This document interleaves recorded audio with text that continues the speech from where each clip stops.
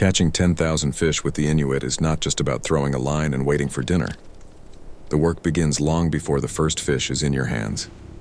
I followed them through the snow, step by step, and quickly realized that every movement here has meaning, even in the bitter cold. Aklak stops on what looks to me like an ordinary snow-covered field. He points to a barely visible line in the distance where the ice meets the shore. There are the river mouths. Fish love places where fresh water meets salt water. There is more food there. According to him, there can be 5 times more fish in such spots. One lucky day here, and several families are provided with food for a week. Aklak drops to his knees and brushes away the snow. Beneath it is a thin crack in the ice. A tide crack, he says. Fish use them as sub-ice highways. It turns out the best fishermen in his village distinguish 8 types of such cracks. He suddenly changes direction and walks towards small tracks in the snow. An Arctic fox passed here yesterday, Aklak points out. Foxes know where the fish are. These creatures are like the restaurant critics of the Arctic. They only visit the best establishments. I laugh, but immediately realize he is dead serious. Before choosing a spot, Aklak takes out a line and hook. We'll check first, he explains, chiseling a hole. His grandfather taught him, don't waste time on empty water. As he walks, he taps the ice with a metal rod and listens intently to every sound. The ice is thin here, good for fishing, bad for anyone standing on top. The best spots are often covered by ice only 20 centimeters thick due to underwater currents, while the surrounding ice can be a meter thick. Finally, Aklak stops and nods confidently. This is the spot. When I ask where such confidence comes from, he points to a rock in the distance. My family has been fishing in this very spot for generations. My father brought me here when I was 10. His father brought him. There are things that no navigator can tell you. Aklak drops his backpack, and I understand. Choosing the spot was only the beginning. He looks at me with a slight smile. Now the real work begins. Out of the backpack comes something resembling a giant corkscrew. A hand auger, he says, handing it to me. Want to try? I grab the handle and am surprised by the weight. Aklak laughs. Heavy? Yes. Now imagine having to drill 10 or 20 of these holes. The ice underfoot isn't just frozen water. It's a meter-thick barrier between us and dinner. Aklak sets the sharp blade on the ice and turns the handle with practiced ease. The auger bites in, cutting a perfect circle. In the coldest months, the ice gains more than a meter in thickness, he explains between turns. Today we need 5 holes, Aklak says, finishing the first one. Each one is about 10 meters apart. They will line up under the ice so that a net can be stretched between them. When my turn comes, the resistance of the ice catches me off guard. My hands burn after a few turns. Keep going, Aklak encourages. 4 more to go. As soon as the auger pierces through the ice, Aklak quickly scoops out the icy slush with a metal skimmer. Work faster, he says. In this cold, new ice starts to form in a matter of minutes. Around each finished hole, he shovels snow into a low wall on the windward side. I ask, for insulation? No, he replies, blowing on his bare hands before pulling on his mittens. Just a windbreak so his fingers can still move. Fishing with frostbitten hands is a questionable pleasure. The last hole is ready. Aklak kneels at the first one and peers into the dark water. In his hands is already a long wooden pole with a hook on the end. Now comes the trickiest part, he says. Aklak lowers it into the first hole and begins to guide it under the ice to the next, 10 meters further. You need to pass a pole from one hole to another blindly, without seeing where it's going. He lies on his stomach, presses his ear to the ice, and listens to the quiet scraping of wood against the underside of the ice shell. After a few minutes of precision work, the hook appears in the second hole. Aklak ties a rope to it and pulls it back through the first hole. Now a continuous line stretches beneath the ice. He attaches a net to one end of the rope. Wooden floats along the top edge keep it at the surface. Stone weights at the bottom pull it down. It creates a vertical underwater trap wall. Aklak carefully pulls the net under the ice by pulling the rope out of the second hole. He secures the ends with metal stakes driven into the ice. In the old days, they used antlers and bones instead of stakes, he adds. Now we wait, he says, looking at the white desert around him. The hardest part is behind us. A sly grin appears on his face. Unless, of course, the net gets tangled, Then someone will have to dive in after it. I laugh nervously, hoping it's a joke, but from his face it's clear he's absolutely serious. The mere thought of it chills me more than the frost. A few hours pass. "Let's check the nets," says Oklak, and with a single kick of his foot he breaks the thin ice that had managed to seal the hole. Ice fishing is the only activity where the hole constantly tries to close itself. He takes leather gloves out of his pocket. They'll last about 10 minutes before getting soaked through. After that, you just have to endure. Kneeling by the hole, he pulls the rope with the net. The work is rhythmic but heavy. Pull, coil, pull, coil. Water from the rope instantly saturates the gloves. I volunteer to help and immediately regret it. The rope feels like an icy snake, making my fingers go numb in seconds. Cold hands, full stomach, Oklak chuckles. And if your hands fall off completely, at least you won't have to wash them before dinner. Suddenly, resistance is felt on the line. The net begins to emerge from the water, and in the dim winter light, the silver of scales flashes. Arctic char, speckled backs, bright orange bellies emerge from the hole, already half frozen. "It doesn't get any fresher," says Oklak with pride. "The catch is impressive, no less than 40 fish." "We don't count the fish," he says, noticing me trying to count them. "It will be offended if the number is small and tell its friends not to swim into our nets." When we finish, my hands look more like frozen claws, and Oklak hands me dried fish skins to put in my gloves. An old trick. Fish oil preserves heat. Heading to the next hole, I notice a strange tool Oklak has with 3 prongs on the end. "Nets do the main work," says Oklak. "But there's another way when you don't want to wait for hours, when you need dinner now, not tomorrow. Jigging." He chooses a spot about 50 meters from our holes, where the ice forms a small hummock. A few precise strikes with an ice pick, and a new hole is ready. Smaller than the net holes, just right for a single line. From his backpack, he pulls out a short wooden stick with a line wrapped around it. No reel, no fancy gear. Just a stick, a line, and a tiny hook. He baits the hook with a piece of white fat. "Seal fat," he explains. "Fish can smell it from 15 meter underwater. The technique is mesmerizing to watch." Oklak drops the line a couple of meters and begins a steady rhythmic flick of the wrist. The bait dances softly in the water. "Not too fast, not too slow," he instructs. In cold water, fish are lazy. Make it easy for them. Unlike nets that work at a fixed depth, jigging allows for adjustment. Oklak shares stories of competitions. The record holder caught 10 fish in 7 minutes. He claimed he whispered sweet words to them. The next year, everyone was muttering over their holes, but no one managed to break the record. Suddenly, Oklak's hand twitches, a quick upward snap of the wrist, and a small but plump char emerges from the hole. In 20 minutes, 5 decent fish, enough for a good lunch. Out of the corner of my eye, I notice Oklak occasionally glancing at a distant figure on the ice. A man stands over a hole, absolutely motionless, clutching a 3-pronged spear.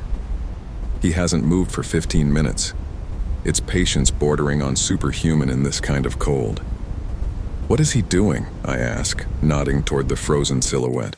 "Hunting with a kakivak," Oklak explains. "The hardest way. Requires more patience than any net." The fisherman is frozen over a small hole. All his attention is on the water below. The kakivak, a traditional Inuit spear with 3 barbed prongs, is at the ready. He's been in this pose for almost an hour. "You have to watch for a shadow," Oklak whispers. "When the fish swims under the hole, strike, hands in a readiness for your backside to turn into a block of ice." Suddenly, a lightning-fast movement. The hunter plunges the spear into the water. When he lifts it, a large Arctic char is thrashing on the prongs. 1 fish per hour is a good result for a kakivak," says Oklak. "Not as productive as nets, but some fish are too clever for other methods." Then he adds, "My uncle once stood with a kakivak for so long that when he finally caught a fish, his legs had gone stiff. They carried him home in a sitting position, but he never let go of the fish." We leave the holes and Oklak glances at the sky. "The weather is changing," he says, peering at the horizon where clouds begin to gather. I look the same way. The sky looks like any other sky, endless blue with a couple of small clouds, but he sees something else. "It'll be overcast soon," he says with confidence. "It's good for fishing. The fish become more active when the sun hides behind the clouds." He explains that fish feed more readily at low atmospheric pressure, which usually comes with cloud cover. "See those clouds?" He points to thin cirrus strips gathering in the north. The north wind brings food for the fish. North winds drive surface water toward the shore, creating undercurrents that stir up small organisms and attract hungry fish. I'm surprised when Aklak suddenly touches his left knee and lightly rubs it. The knee says, "Storm in 6 hours." Many experienced fishermen, after years on the ice, begin to feel pressure drops in their joints. My grandmother could predict a storm 3 days in advance by the taste of her coffee. No one believed her until a weather station was installed in the community. It turned out my grandmother was right 86% of the time. The station only 79%. Temperature drops are also important. If it gets too warm, the fish go deep, Oklak explains, dipping a bare hand into the hole to feel the difference. When heavy snowfall begins, we have about 2 hours of good biting left. The fish sense the approaching storm and hurry to eat before heading to the bottom. As we gather the catch, I notice the light has indeed changed, becoming duller and flatter under the spreading veil of clouds. Aklak nods with satisfaction. The weather is changing, as expected. Now we must get the fish to the village before they freeze rock solid. The weather is worsening, the catch is gathered, and Oklak begins packing the fish. Not just any way, but by all the rules. "You can't just pile them up," he explains.